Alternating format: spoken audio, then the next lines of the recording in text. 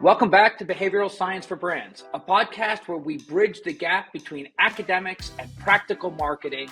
Each week, we sit down and go deep behind the science of some of America's most successful brands. I'm Michael Aaron Flicker. And I'm Richard Shotton.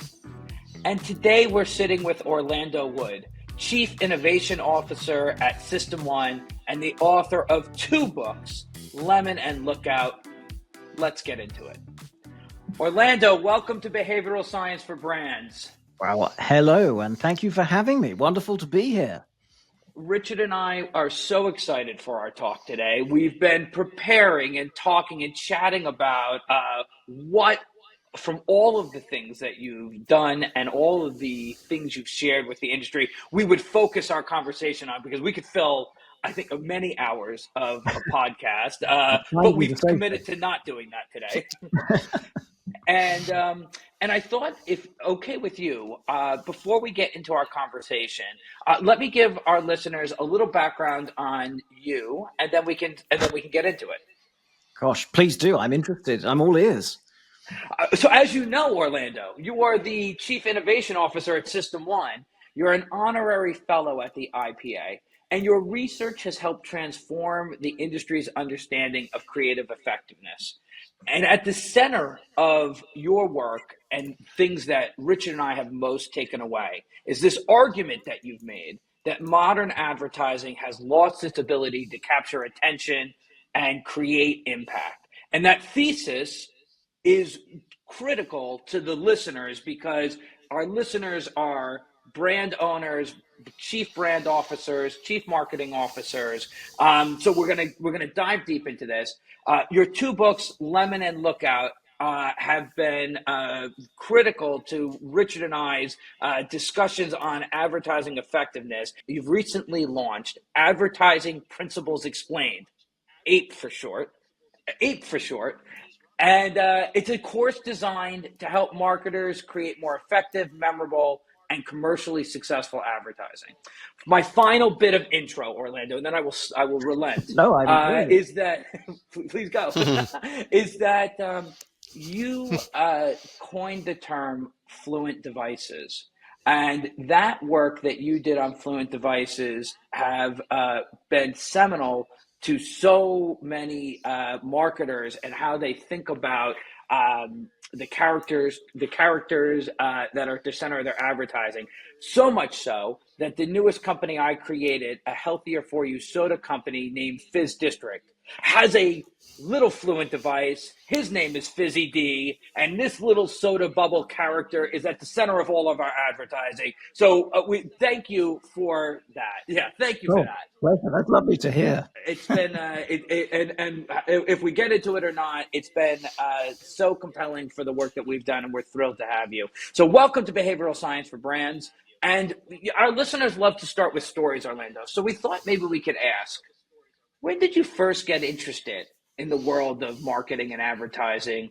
Maybe how did you get interested in studying effectiveness specifically? Where does this come from?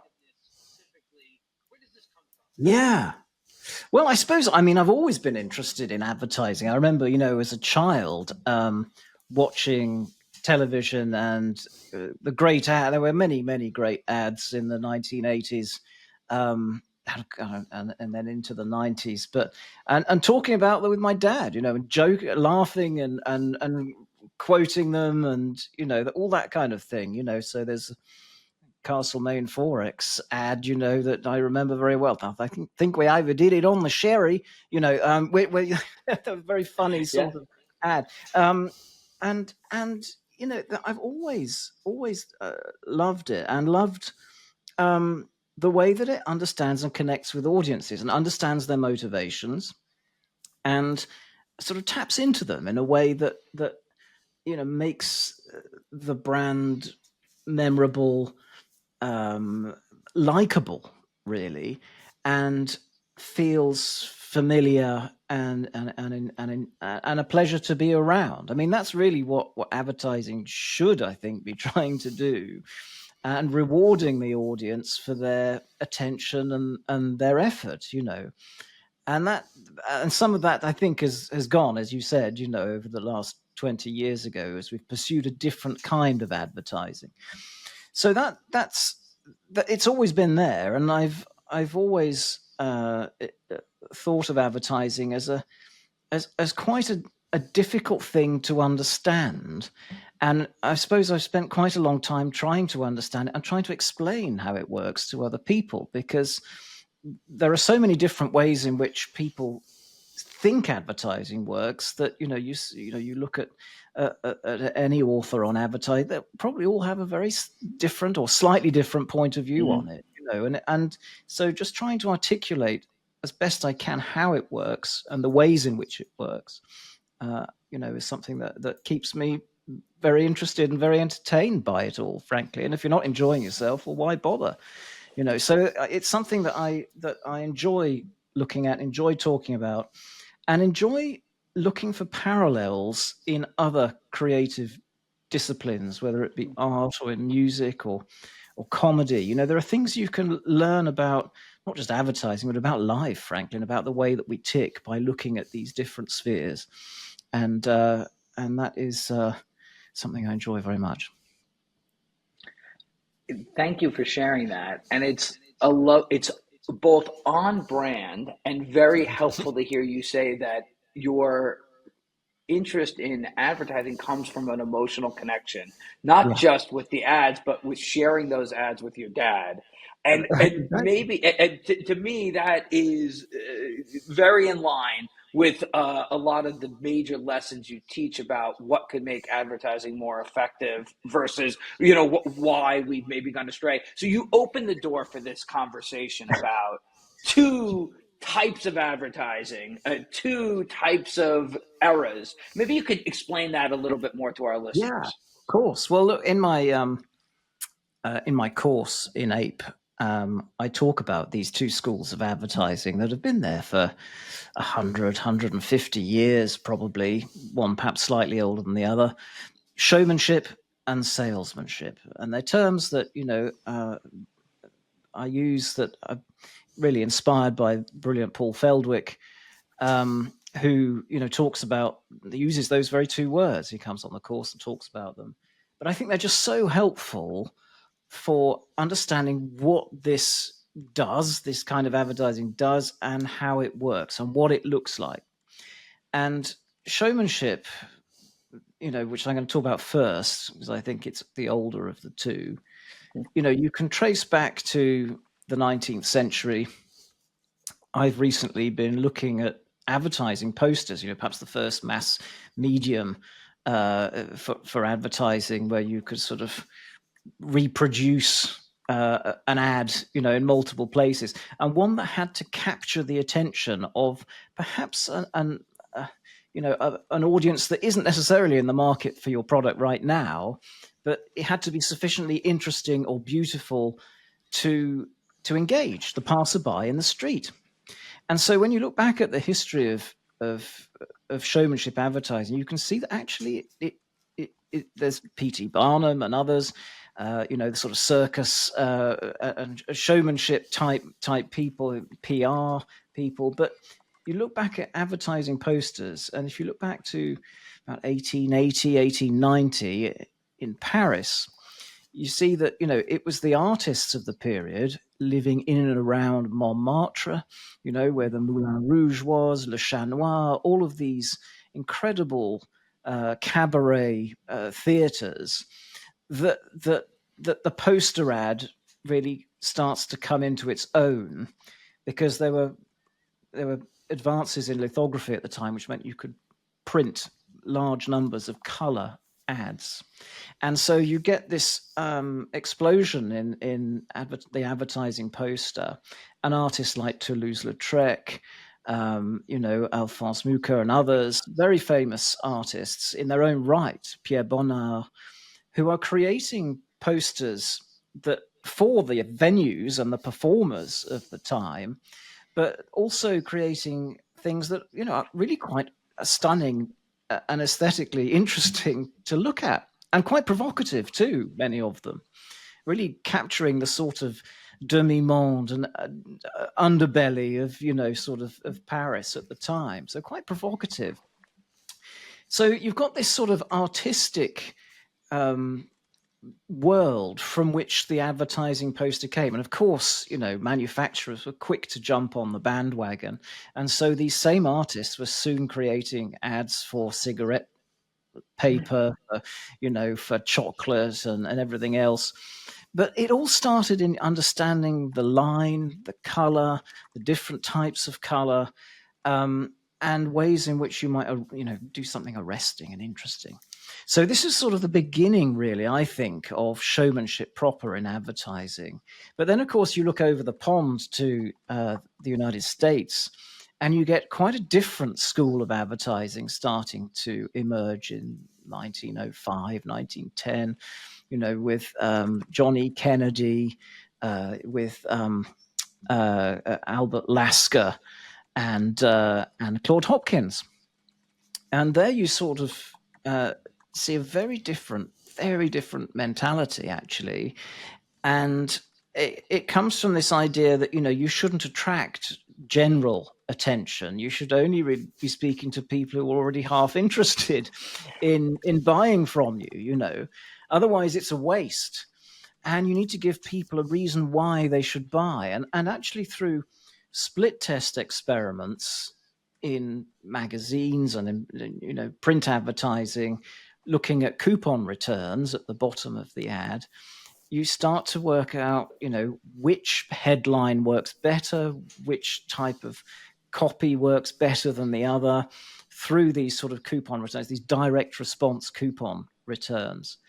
And that's really the beginning of salesmanship advertising and this notion of scientific advertising that, as Hopkins put in his book in 1923, that time has come where advertising can be defined as something of a science, and, and, and so you've got these two. It's really interesting because you've got this sort of artistic hinterland for showmanship, and you've got this scientific sort of self-styled scientists, in salesmanship.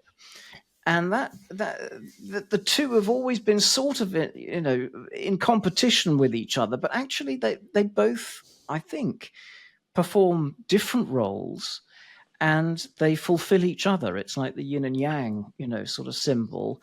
That they support each other, and actually showmanship makes your salesmanship work harder. And from recent work from Les Binet, Peter Field, we can sort of have a sense now of the proportion behind, of your budget that you should put behind showmanship, and it should be slightly bigger than the amount you put behind salesmanship. Now, in today's language, you might call these things brand advertising, showmanship, and performance advertising, salesmanship. They're very, I use these terms because I don't think brand and performance are at all helpful in describing what we're doing, and I think showmanship and salesmanship are actually a bit more useful. So that's how I just think of the history of those two. And throughout the last 150 years, you've seen how these ebb and flow, the dominance of one or the other, depending on the media available, and when media changes and you get new media, you often see a sort of one in the ascendance and one the other not. So I think, and that's what's happened. So much as we moved in the 1890s to 1910s. Another period where people followed the science, you get this shift towards salesmanship. I think we've seen the same in the last 20 years, from a period that, when you look back at the advertising of the 80s and the 90s, it was really, I suppose, quite romantic in a way, quite funny, quite engaging. And we've become much more transactional and literal and linear in the way that we think, that this will drive this thing, and it's become quite salesmanship like, and really that unless you're in the buying window, unless you're already warmed up to the brand in some way, that kind of advertising is inherently uninteresting to people. And so you've got to do the showmanship job as well, just to get on people's mental shortlist, in the first place, just to be salient, just to be to create that preference, because it makes your salesmanship work harder. And Orlando, you mentioned that there are kind of some overlap between showmanship and salesmanship with brand and performance, but you've chosen a new kind of set of terminology because you think brand and performance is a bit misleading. I do, yeah. I Yeah. think brand. Well, so first of all, performance. I mean, the It thing all is, ought to be. yeah, it's sort of yeah, it's funny, isn't it? I mean, we'll perhaps come on to talk about the right and left hemispheres of the brain in a little while, and my exploration of different modes of attention through Ian McGilchrist's work. But that that it sort of has the best words, doesn't it? Salesmanship. I mean, it's always been focused on the word. Hopkins was all about the word and didn't believe in images particularly, and they were best avoided, unless absolutely necessary type thing. So yeah, I mean, performance I think is it's overclaim, I think, and brand just feels a bit sort of nebulous and, well, what's that about actually? So I think it's important to talk about them perhaps in slightly different ways. And to the layman or to anyone who's not in marketing or in advertising, and I know this because I've spoken to people, outside the industry, and say showmanship and salesmanship, and they immediately get it and say, yeah, I see what you mean by that. How is this the same or different? You brought up Les Binet and Peter Fields, the long and the short. So that we have branded performance, long and short, showmanship and salesmanship. Yeah. Are they relatively similar, just more descriptive, or is there important differences between the Well, concepts? they are, to all intents and purposes, very, very similar. They're the Perfect. same Yeah. thing. Yeah. I just think it's a different language, 100%. and that's important. Language is important for sort of shaping conversations, for being able to articulate what you're doing. If you can't tell the difference between these two schools, how can you brief? How can you receive work? How can you sell what you're doing in to your colleagues, and your stakeholders, if you haven't got the language? And I think that just makes it clear what we're doing here, really. And I should say that showmanship absolutely drives sales, and it does it straight away. But it's just that its effects endure and they last longer. Could be decades. Whereas salesmanship sort of works straight away or doesn't work at all, because it's only really going to speak to people who are kind of half interested already in the category or your brand. So yeah, that's how I think about it anyway. Yeah. And your argument is more, I think, than just there's been an interesting historical shift to salesmanship. That this has had negative impacts on advertising effectiveness. Is that right? Do you see this as a problem? That's right. I mean, if you look at Peter Field's assessment of advertising effectiveness over the last 20 to 30 years, you can see that in around 2006, 2008, advertising effectiveness started to fall. And that was at the time when people started, setting shorter term objectives, and started to focus more on salesmanship, as I would put it.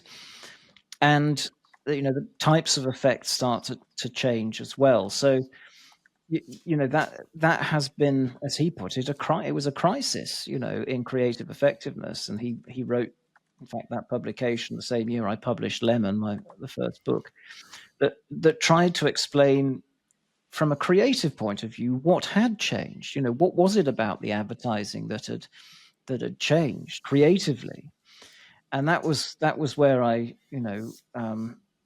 sought to show and to explain how we've shifted in the sort of mode of attention we're appealing towards a very narrow kind of goal orientated attention towards the people who are, I don't know, if I'm buying a car, then I'm going to be interested in seeing this particular type of advertising, this salesmanship. Whereas, showmanship was there to create preference, to lodge your brand in memory, just to get you noticed and remembered and liked, so that salesmanship job would work, be easier. So that was what Lemon was about, really. It was about trying to explain this creative shift and how we'd move from narrative, music, we'd move from sort of showing connection between people, humor, towards sort of advertising that didn't play out in live time, but was short, sharp cuts, very tightly focused in on the product, words on the screen telling us what to do, nudging the sale, very rhythmic soundtracks. And I noticed that there was this sort of, isn't this interesting? Because I looked at Ian McGilchrist's work, who's a psychiatrist and neuropsychologist, something of a philosopher as well. And he talks about these two modes of attention associated with the brain, right hemisphere and the left hemisphere. This isn't the old 1960s, one does emotion and creativity and the other one, is logical and analytical. It's a different way of thinking about it. And he describes these different modes of attention associated with the right hemisphere and the left hemisphere. And he talks about how the right hemisphere presents the world to us in the first place, and then anything of interest, it sort of passes on to the left hemisphere to break it down and analyze it and manipulate it. And he talks about how the right hemisphere understands people, social context, the living. It understands narrative, metaphor, humor, music, things that unfold in lived time. And it understands expression in the voice and body. And the left hemisphere is very bad at all of those things. It's much more literal. It likes to categorize things, to break things up into smaller parts. It controls and manipulates things. Language is one of its tools. It loves tools and things. It can't really deal with people or understand facial expression, those sorts of things. And it doesn't understand music, only very basic rhythm. So, when you put those two things together, and what Ian was describing in those two types of attention, broad beam, right hemisphere, narrow beam, left hemisphere, with these two schools of advertising, and you get to the point where you think, well, actually, showmanship is there to capture the broad beam attention of the right hemisphere, to lodge you in memory. The right hemisphere is better connected to the limbic system, which helps us to understand, feel emotion, helps us to express emotion better too. It's also more associated with memory, particularly episodic memory, as opposed to semantic memory. Whereas the left hemisphere, narrow beam attention, that's what salesmanship is there for, to kind of nudge the goal-orientated, half-interested attention of the left hemisphere. And so it sort of helps to explain what you need to do for those two schools of advertising in your creative, and it helps to explain what showmanship is about. Really, it gives language to showmanship to the right hemisphere, because the right hemisphere doesn't have language really. So I suppose I'm trying to translate for business and commerce why showmanship works, and how it works, and what you need to do to connect with audiences. So that hopefully sort of, and in the course I talk about these two types of attention and how they support these two schools of advertising, and I think help to explain why these two schools exist and have existed for so long. And to build on this conversation, I think we've often heard that the long advertising is healthy for showmanship, for making emotional connections, getting on to the consideration list, being able to be recalled, and the short will initiate action. But actually, Orlando, you're saying no, the long can initiate action right away. It's not that one is about emotion and one is about action. You're saying actually showmanship has the opportunity to drive a commercial result in that moment as well. Absolutely. And I think, the long and the short of it is absolutely wonderful publication. And, Peter and Les are great friends and they're wonderful people.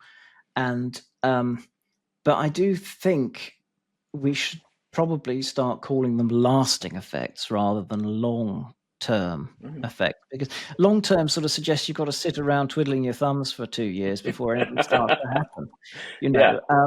and actually they're lasting effects because they start happening pretty much straight away, but they continue to work because there are people who are outside the buying window who will come into your category, come into your your sector, and you will be front of mind and top of mind for them when that happens. And so then your salesmanship can work really hard on them to do that. So there's this sort of this gradual build, that you see over many years, that comes with showmanship that you won't get so much with salesmanship, which is sort of short term, sort of always on spikes, so that's really the difference between the two. Yeah. You've talked a lot about the kind of broad theory of showmanship. Moving on to the specifics, one of the areas I've heard you talk about before is that humour is a phenomenally important part of showmanship, and it's very, very effective in the advertising realm. Have you got any evidence for that, or is that more of a logical argument? Yes, I have. I mean, we've looked at, in fact, I did this with Peter Field in my book Look Out. We looked at various characteristics of advertising on the IPA's effectiveness database, and have found that humorous campaigns, are more likely to drive business effects.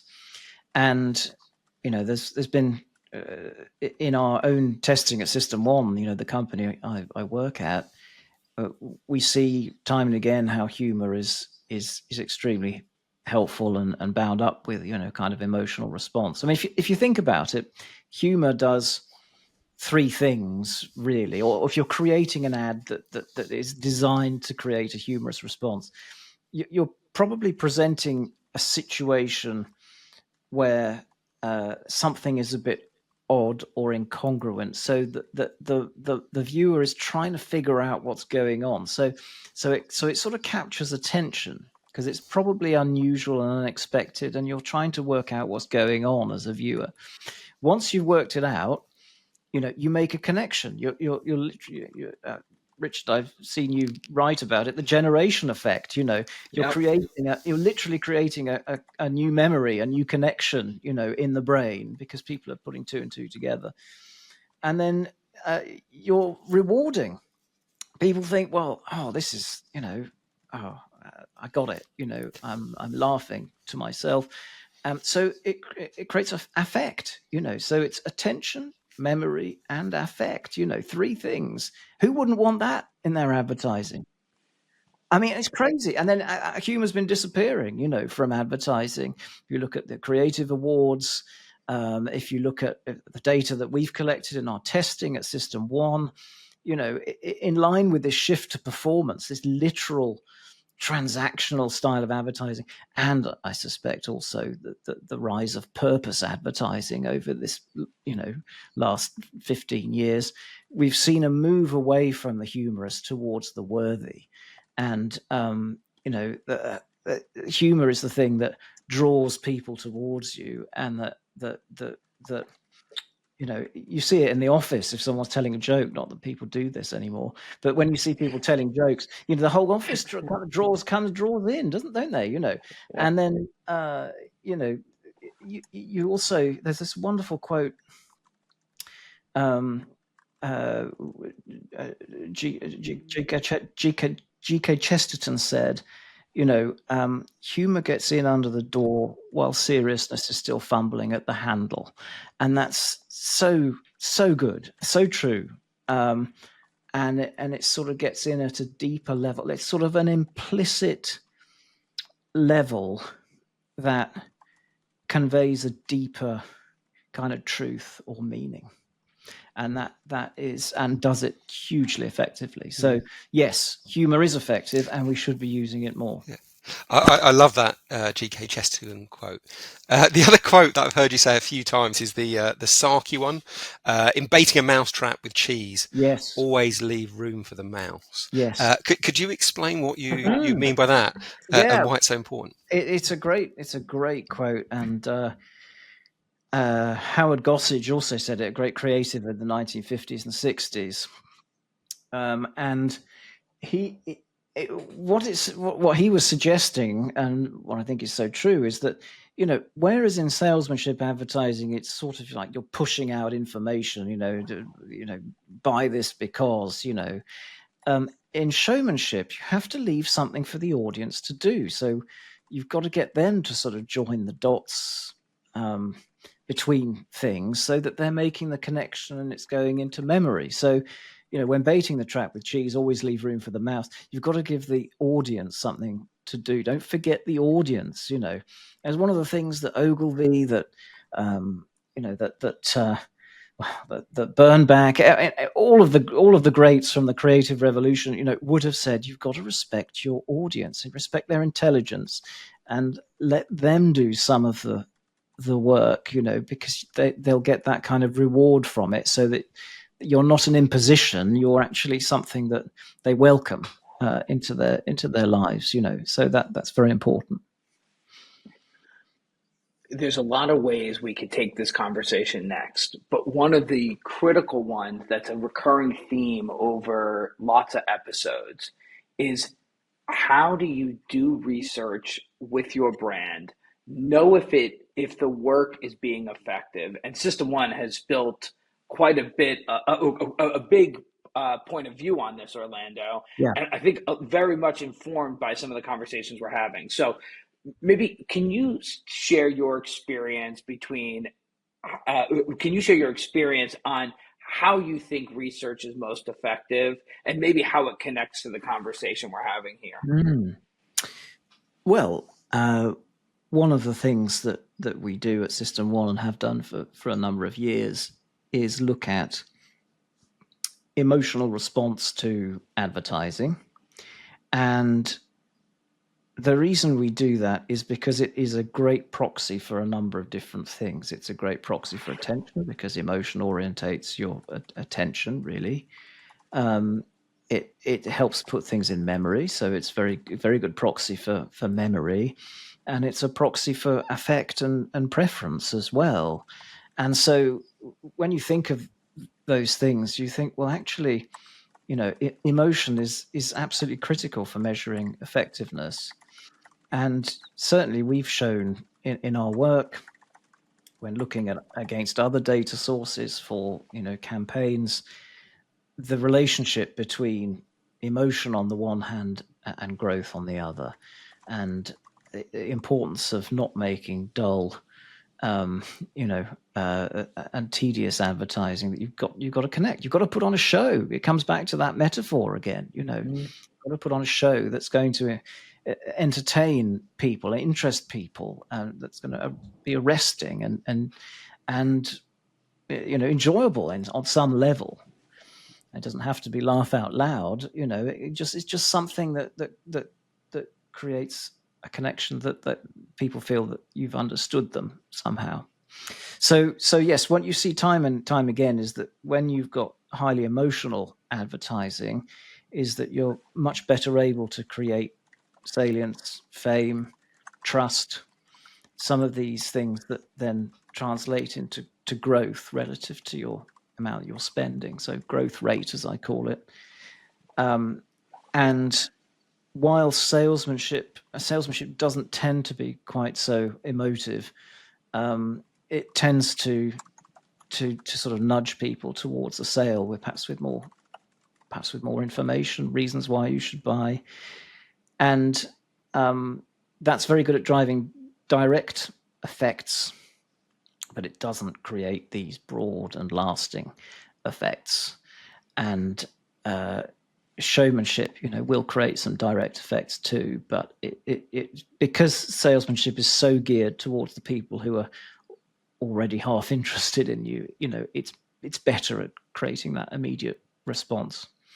So these two schools, they complement each other, and you find that you need to be really need to be creating an emotional response for these the broad lasting effects, the growth rate that I'm talking about.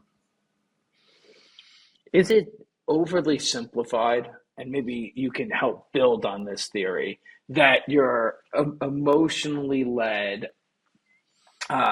showmanship advertising ought to be in your broad media, your TV, maybe your Mm-hmm. posters, your Mm-hmm. billboards, and your salesmanship messaging ought to be on shelf talkers at the point of Mm-hmm. purchase, at the moment of clicking for an ad to get you to a website where maybe you'll convert if you're not in a grocery store or in a retail store.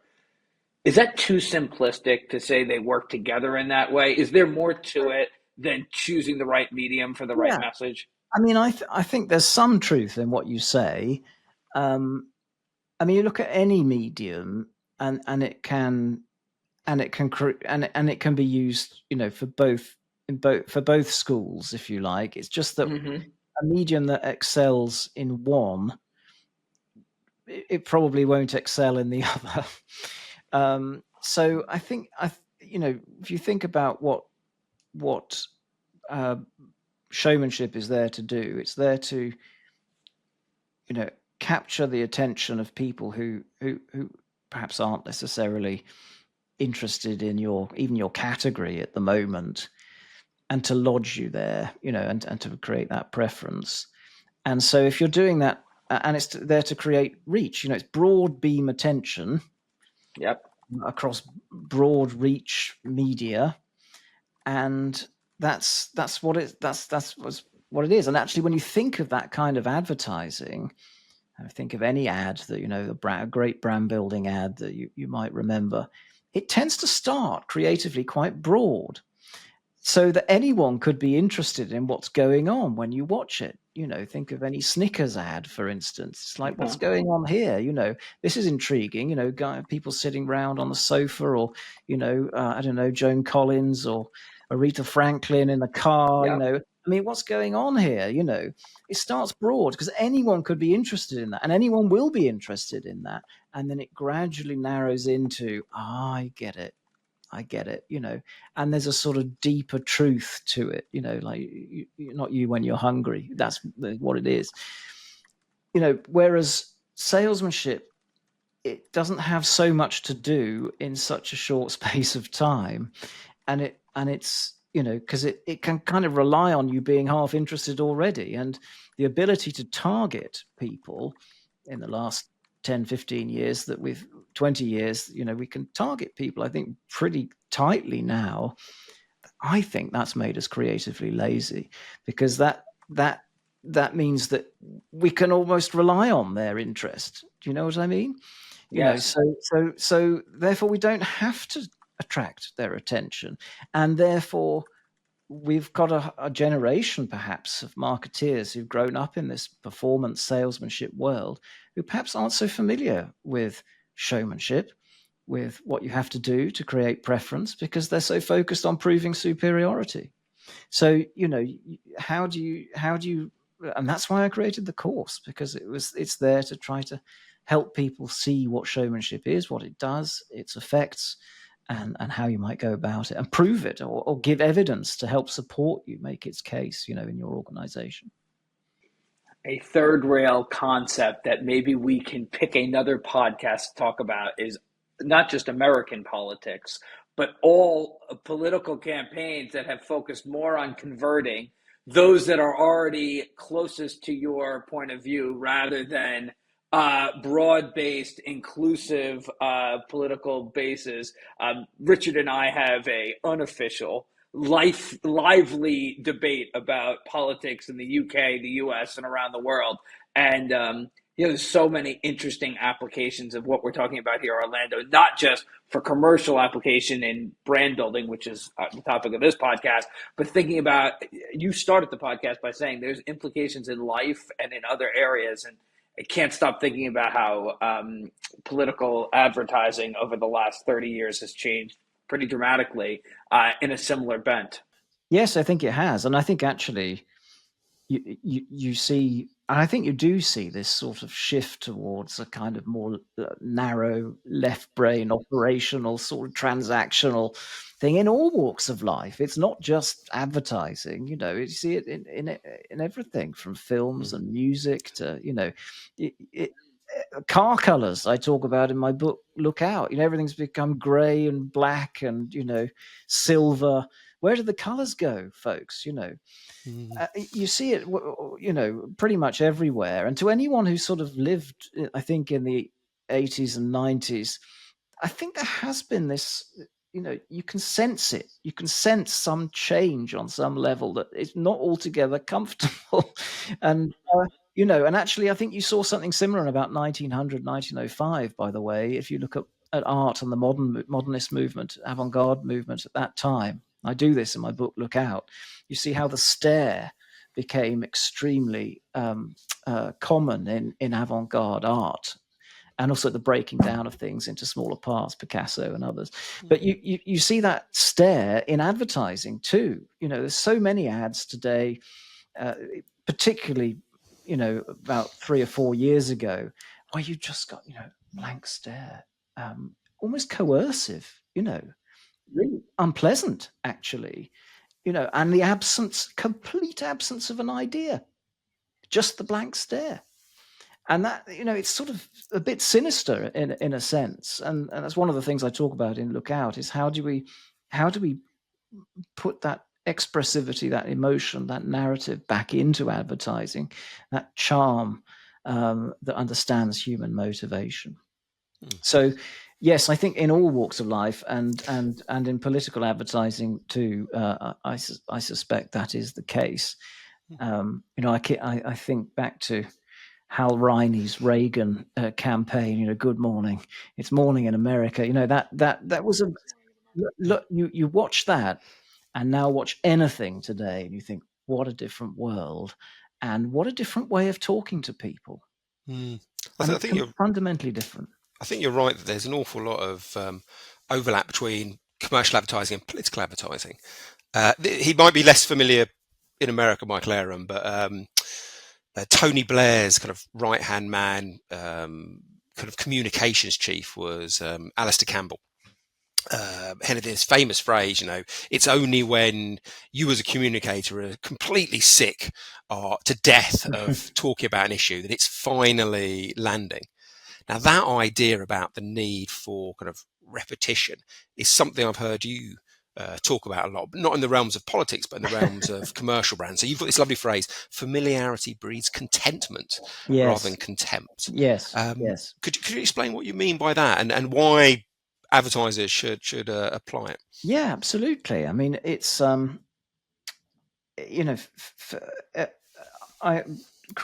of came up with this 3 simple words to help us remember, what we're really in the business of doing as marketeers, and I just describe them as fame, feeling, and fluency. And they're really the sort of the emperors amongst the sort of heuristics, I suppose. Fame is sort of salience, and making sure you're kind of top of mind. Feeling is, the affect heuristic, and making sure that you're making people feel good, really, because that means that they'll instinctively go towards you rather than someone else. And then there's fluency, which is the sort of fluency heuristic. So it's the ability to know what you're looking at, recognize it, and that helps you, by the way, to think of it first as well. So there's sort of these 3 things really kind of go together, and familiarity I would put in that camp. Really, familiarity is sort of all of those things, isn't it? Fame, feeling, and fluency, because we tend to like things that are familiar, generally speaking, because they're safe, I suppose, if you think about it. So, yeah, I think that familiarity breeds contentment is very, very important. And, Leo Burnett said that he talked about the glacier of friendly familiarity, in the characters that he created, and in just generally the advertising that he created that came from the Chicago school, that sort of warmth and familiarity that came with a lot of his work, a lot of Leo Burnett's work. And it's absolutely important. And, System One's done some work recently looking at consistency and the importance of consistency over time and how it has compounding, effects. I looked at it in my work on fluent devices, this term to suggest characters that are repeatedly used, or scenarios that are repeatedly. We talked about Snickers a minute ago. That would be a good example of that. Characters might be the Geico gecko, or I don't know, in the UK, the compare the markets meerkats. Those sorts of devices, fluent devices, very important. And I think the really important thing about them is that they live, and that's intrinsically interesting to people. They're part of the show, because logos, fonts, shapes, colors, important as they are, they're really just signs and symbols for the left hemisphere, and they flatten things, and they don't live, so they don't help to capture attention as well as something that lives. And that's why a living character or a living scenario that you understand the context of, that really for the right hemisphere, that's part of showmanship. That's the showmanship way, really. That and music, I think I would include in that too. That's the showmanship way of creating familiarity and fame and fluency and feeling.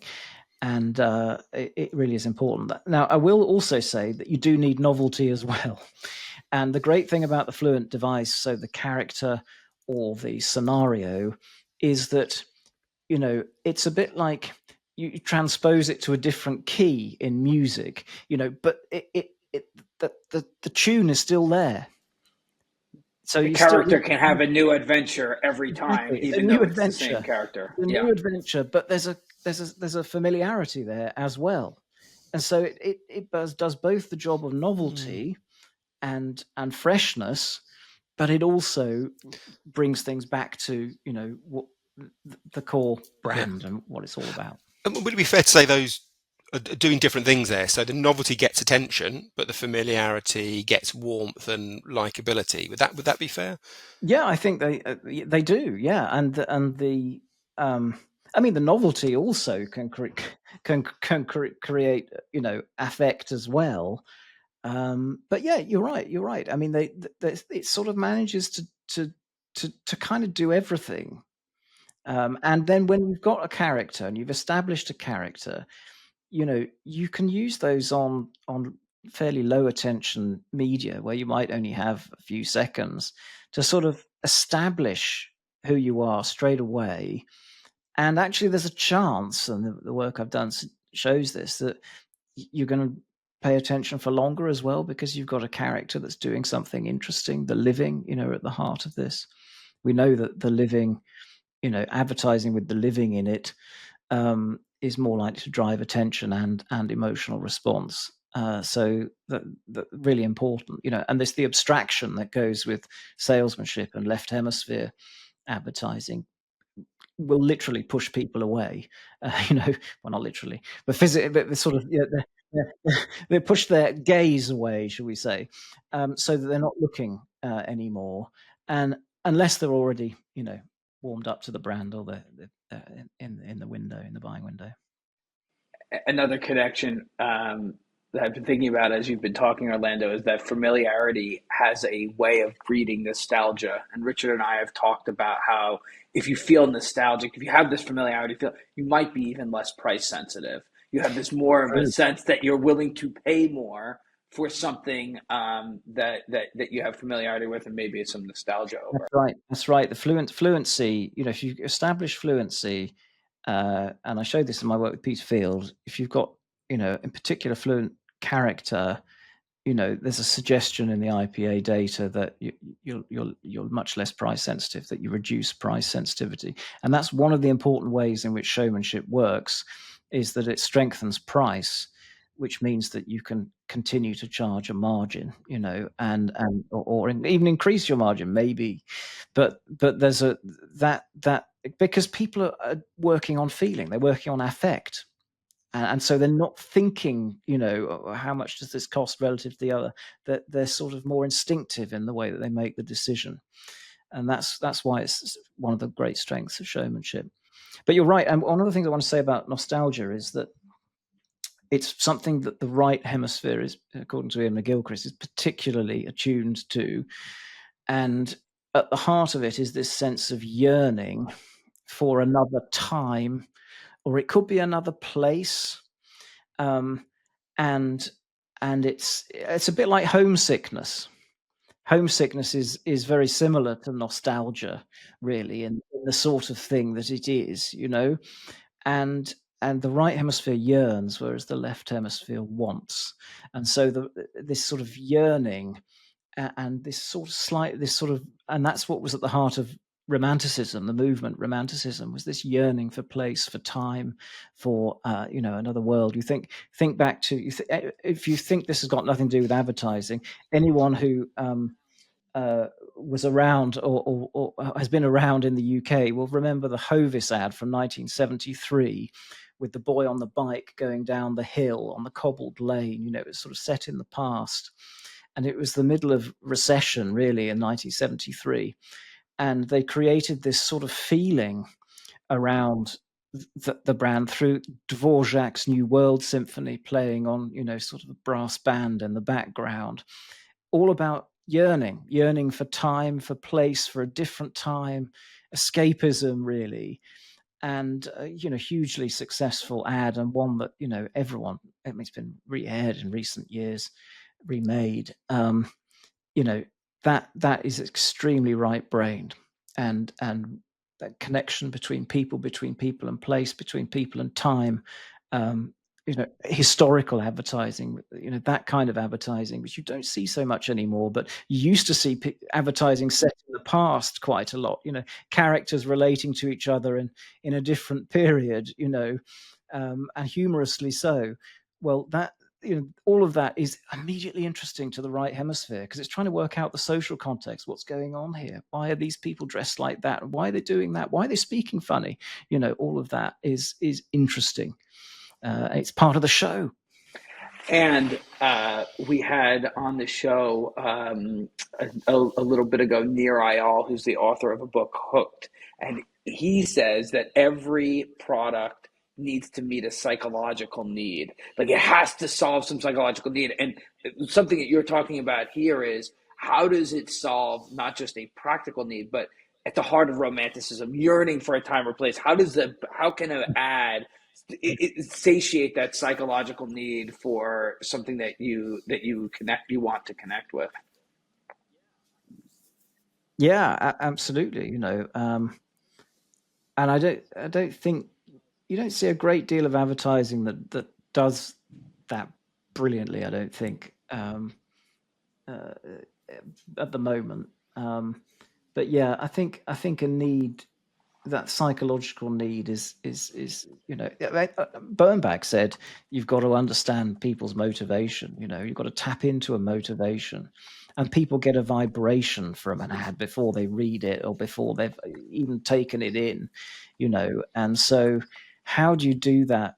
Love at first sight type thing, and so that and it comes from that sort of instant right hemisphere presencing of the world. What's going on here, and so yeah, I agree. Motivation, understanding motivation, really important. And so often, isn't it the case that a lot of people on boards tend to be more operationally focused and internally focused, and it's perhaps only the marketeer who's looking out at the customer, and so boards tend to become very focused on the product, and so it's much easier sell to do salesmanship advertising because it's pushing out why your product's so brilliant. But what we need to do, and what Bernbach I think did very well, was turn the telescope round and look at the product through the audience's eyes, and to make it feel like, this is something that well, why wouldn't we want this, and that's the marketeer's role, really, because I think we do get really stuck in organizations in focusing in on ourselves. That's partly why my second book was called Look Out, because you've got to look out at the audience. You've got to think about how this looks from their point of view. They're not interested in your brand most of the time. They're not interested in you in products, except when they need them. So you've got to be interesting, arresting, engaging, and find a way to look at yourself in a sort of, he believed in being self-deprecating, having a sense of self-awareness at the very least about what you're doing, and putting and having a sense of proportion about how important you are, because people get very bored of listening to people, who are self-important all the time. And so self-awareness and that sense of humility, I guess, that Bernbach had in his copy and his advertising. Think of those VW Beetle ads, lemon. Brilliant, because it's you've talked about this too, Richard. This, the sort of what's the term you use? The pratfall effect. So, but the interesting exactly, thing the pratfall there effect. is Exactly. the pratfall effect was first experimented on in 1966 by Elliot Aronson at Harvard. And he came up with this experimental way of showing that a small flaw made you more appealing. But interestingly, you've been quoting Bernbach. Bernbach in 1959 said a small admission gains a large acceptance. So often the great creatives, the great planners, the ones that have been looking out and paying attention to what influences people, they've come up with these ideas before the academics. Yeah. Yeah. No, I mean, and he said, we're very happy to appear self-deprecating about our product if it serves us in proving a greater truth about what we're about. I'm paraphrasing, but it was along those lines. And it's a bit like not EasyJet, sorry, Ryanair. In their advertising recently on TikTok, they sort of laugh at them. Someone will ask, do you provide free Wi-Fi? And then they have a little laughing face on the on the front of the plane, as if it's playing to their strengths. It's playing to what it's what not a random about. weakness that's being admitted. As correct. you say, it serves a greater truth. No. You admit that the idea of Wi-Fi is ridiculous, and it really lands the message that, well, you must be darn cheap. Yeah. Must be really good on cheapness then. Yeah. I hate to end our conversation because this has been a lovely chat. Orlando, the last point you made about a marketeer's mission may be a high note to end on, but let me ask one final question. If you wanted marketers to take one big principle away from the work that you have been focused on and that they could implement, what would it be? What would you want them to stay focused on as they end the podcast and they go back to their day jobs of trying to build their brands and build their companies? Where would you focus their attention? Yeah. Well, I would say that, you have to put on a show, and that your show needs to be more interesting, more entertaining, more arresting than the content that surrounds you. And if you do that, you're already a long way ahead, and that's very important. And the work that I do and I've done, I think, gives you a sense of a flavor for what that show might look like. Anyway, I hope it's helpful, and thanks very much for having me, guys. Thank you. So as we always do, we will take the conversation from today. In our show notes, we're going to have links to the things Orlando raised, the conversations we've had, and we would double underscore for all of our listeners, advertisingprinciplesexplained.com is the course that Orlando has mentioned. They have a new cohort coming out September 22nd if you'd like to join that. But either way, please take a look at the course, and so much of what we talked about today will be featured there. And until next time, We say thank you to Orlando for being with us. Thanks to Richard and Orlando for a great conversation. If you like this podcast, please give us a comment, give us a follow, and share it with other marketers who are just as interested as we all are in these important topics. Thanks for coming on, Orlando, and being with us today.